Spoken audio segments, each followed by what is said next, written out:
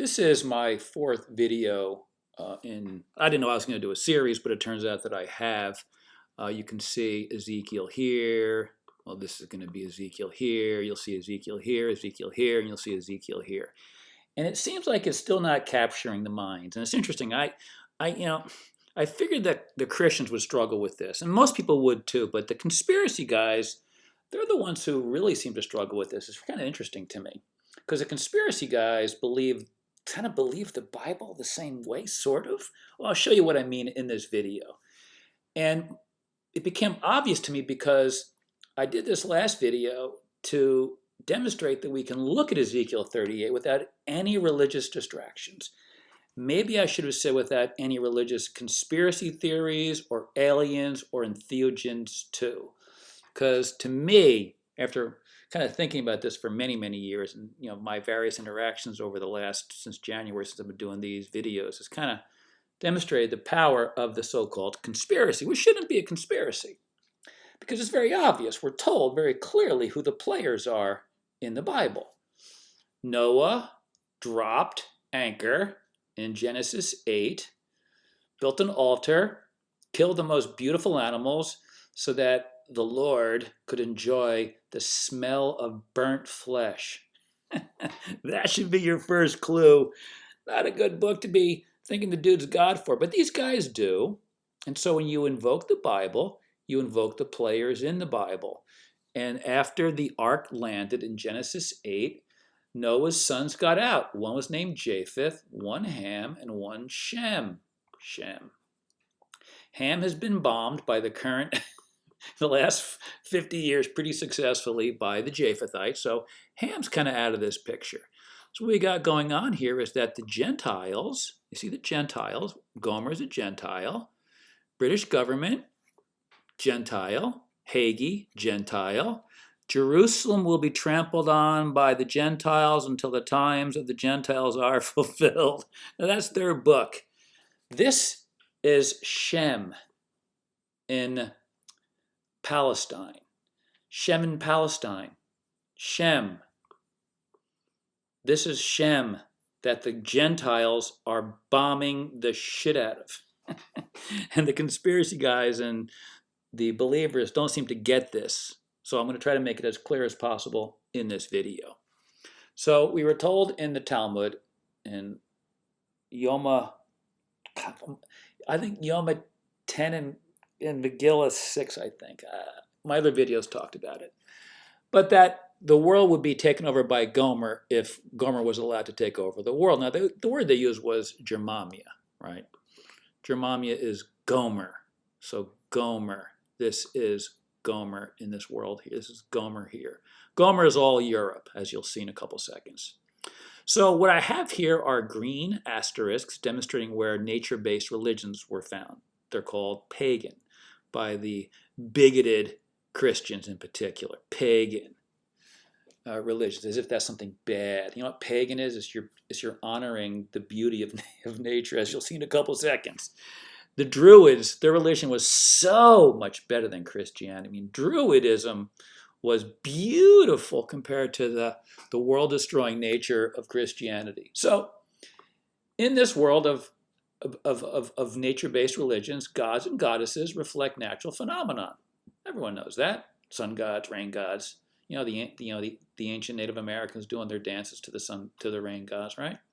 Then you've got Poseidon, for example. I think Poseidon was Poseidon's a Greek or a Roman dude. Anyway, but Poseidon, like god of the sea, a lot of life and beauty in the sea, and joy in the sea, right? So we honor the sea, the life that it has, the joy that it gives us, and the food that it gives us.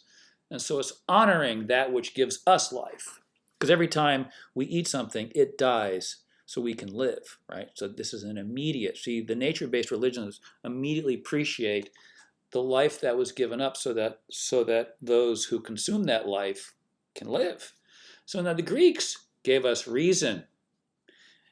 I say the Greeks gave us the goddesses of reason and Lady Justice. I mean, between Athena and Themis, without those two, the West would be destroyed right now. So the only place you're going to find a true monotheistic, aggressive, nasty religion is going to come out of the Middle East.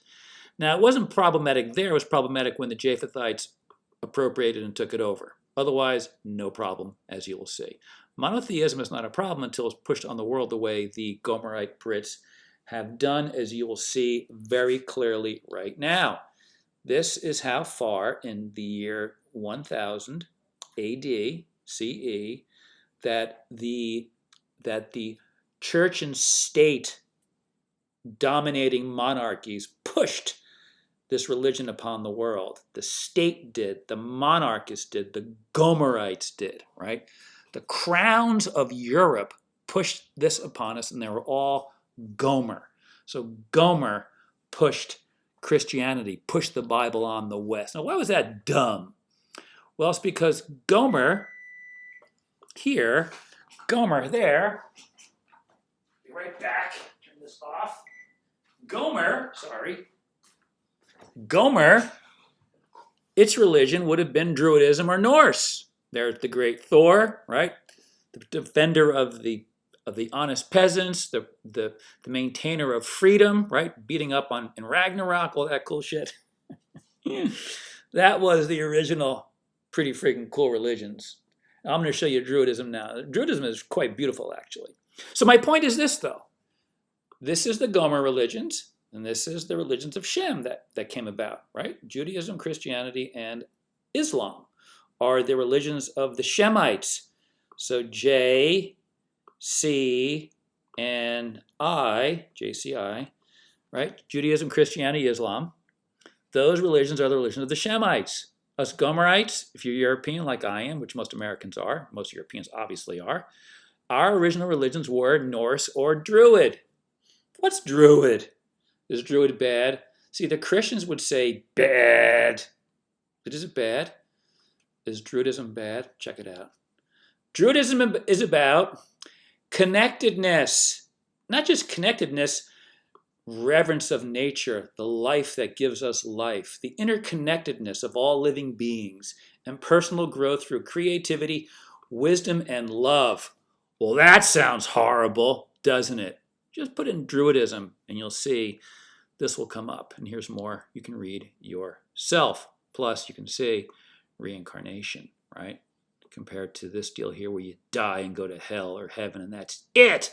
Totally made up bullshit that should be rejected immediately because it's not even in the... Oh, jeez. Okay, so here we have the situation. We got Gomer and we've got Shem.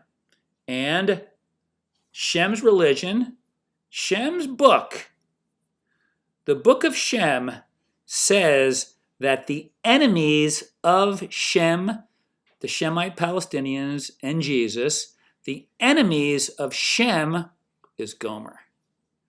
Gomer make war upon Shem. That's what the Bible tells us. That apparently the Christians and the conspiracy theorists and presumably all the rest don't understand. Okay, so here's what happened. In Gomer land, they decide that we're going to give up our awesome Druidism and Nordic stuff. And we're going to appropriate the Bible.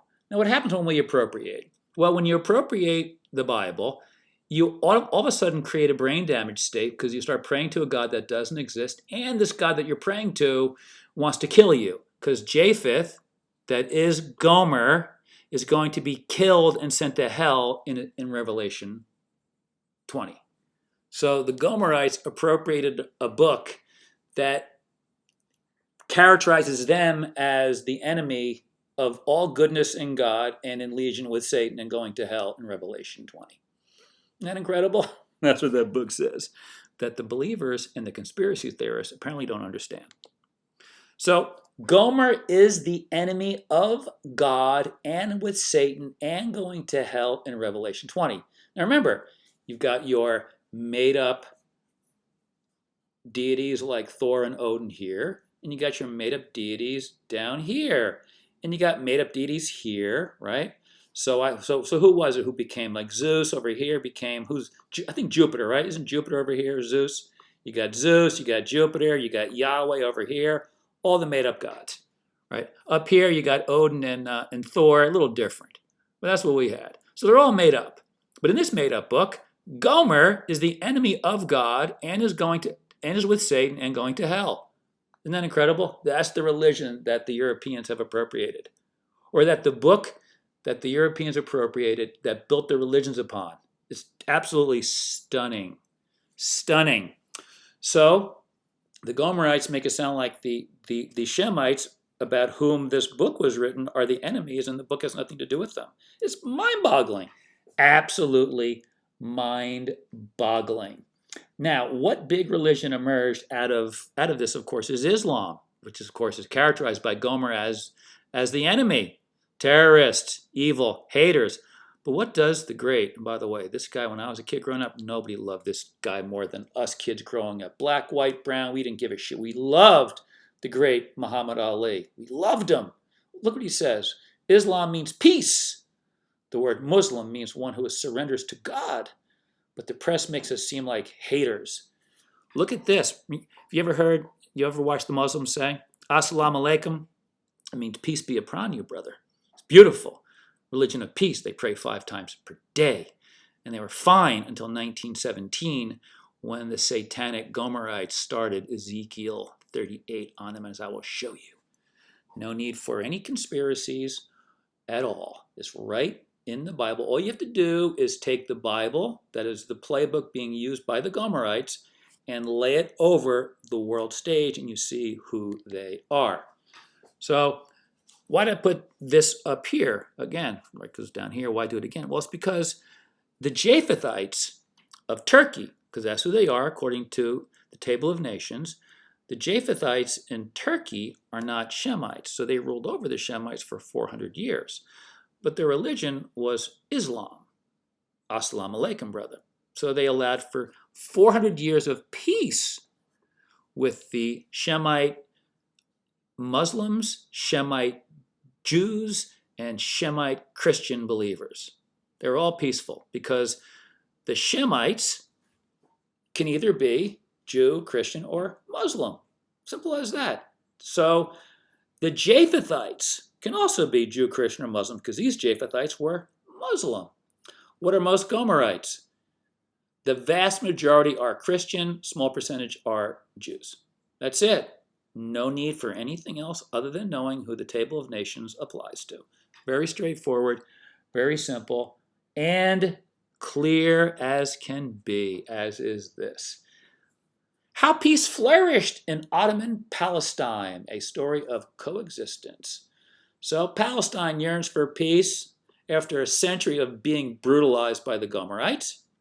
The longest period of peace was 400 years when the Ottoman, Turk, Japhethite Muslims ruled for 400 years, 1516 to 1917.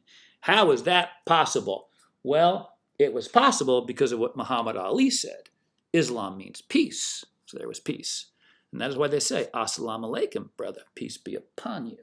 Right? Isn't it beautiful? Freaking beautiful language. Just beautiful. So what happened then? Well, during these 400 years of peace, there then entered a hyperstitious event. A hyperstitious event. Ezekiel 38:14. When my people Israel are living in safety, will you not take notice, Gog from the far north? You will come from your place in the far north, you with many nations with you, a mighty army. Ooh. 1917, the British Gomerite Empire descended from the far north and initiated a modern version of Gomer and Gog and Magog and took peace from the land of Shem, just like it said in Ezekiel 30. It's like they're like hyperstitioning this whole thing. It's amazing, and it reveals to us who the evil players are. And we know who they are. They're the Gomerites. The Gomerites are the evil players who descended upon the land of Shem, just like we were told in the Bible itself, in Ezekiel 38. So what does it look like now? So what did they do? What did the Gomerites do? They appropriated the Bible. They pretended they're the actual Christians and followers of Jesus, who's a Shemite. They're Gomerites. And what did they do? Oh, baby, bombs away. Gomer bombs away on the Shemites, just like we're told in Ezekiel 38. How amazing, huh? Gomer bombs the Shemites, just like we're told in Ezekiel 38.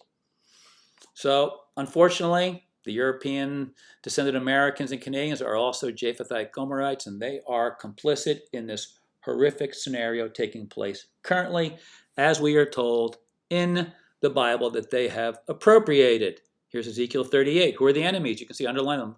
Magog, Meshech, Tubal, Gomer, and Togarmah. The biggie, of course, is Gomer, because Gomer is England, and England Gomer copywrote the Bible in 1600. King James, the friggin' demon hunter, right? And then they went out and they did all their inquisitions and forced their Gomerite Christian religion on the world and made it sound like it represents what the Bible is actually about, which of course is ridiculous. So what happens to Gomer, these Gomerites in their fairy tale, right? The made-up story that they believe. In Revelation 20, we are told that Gog and Magog are pulled out by Satan, Gog and Magog, from the four corners of the earth, right? The four corners. Gomer is part of the four corners. And what are they doing right now? Continuing their decimation. Here it is. The decimation upon the Shemite Palestinians. So here we have, if you Google King George first portrait, the dude painted him like this. How scary, right? So Gomer of Gog and Magog officially began in 1915. Gentile Gomer, British Empire, betray Shemite Palestinians. The Shemite Sharif of Mecca agreed to fight off the Gomerite Ottoman Empire that controlled Palestine. This was dealing with Gomerite, English, British Colonel Sir Henry McMahon. So the Shemite Palestinians fought off the Japhethite Gomerites, or the Japhethites, Turks, up north. What did then Gomer do? The betrayal right here. They initiated Sykes-Picot. I will show you in the next image. Sykes-Picot is the initiation of the current Gomer-driven Gog and Magog scenario, followed up by the Gomerite Declaration of Balfour to take over Shemite land, followed by the Gomerite League of Nations mandate for Gomer to take over Shemite Palestine, followed by the initial battle when the Gomerite Gentile British flag was replaced by the Gomerite-supported modern state of Israel. So between 1917 and 1948, there are minor skirmishes and battles between who?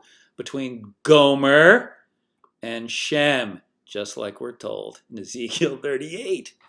Now watch this. When you see Jerusalem being surrounded by armies, you will know that its desolation is near. Flee to the mountains, because Jerusalem will be trampled on by the Gentiles until the times of the Gentiles are fulfilled.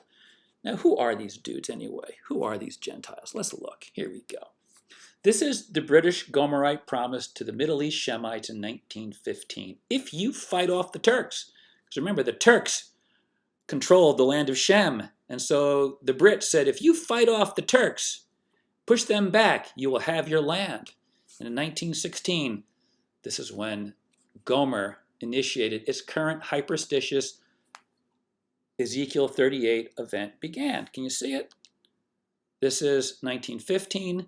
Shem fought off Japheth Turks. What happened? Japheth, Gomer, England, initiated Ezekiel 38 and took over the land. You see what they did? Because this is their playbook. So all I'm doing is commenting on their playbook. And here is the current desolation event. Well, I forgot to put this in. So you can see who they are, obviously. You can see who they are. So Saxe-Coburg and Gotha, the House of Windsor, the previous family, House of Wettin, one of the oldest. Another side, this is his great-grandmother Victoria's side, is the Odenburg and Glucksburg, the oldest Gomer houses in Europe. The oldest Gomer houses in Europe, from dating back before 1000 AD. Now they're occupying the land of Shem. Isn't that interesting? Exactly as we're told in the Bible. It's a hyperstitious event. Isn't that incredible?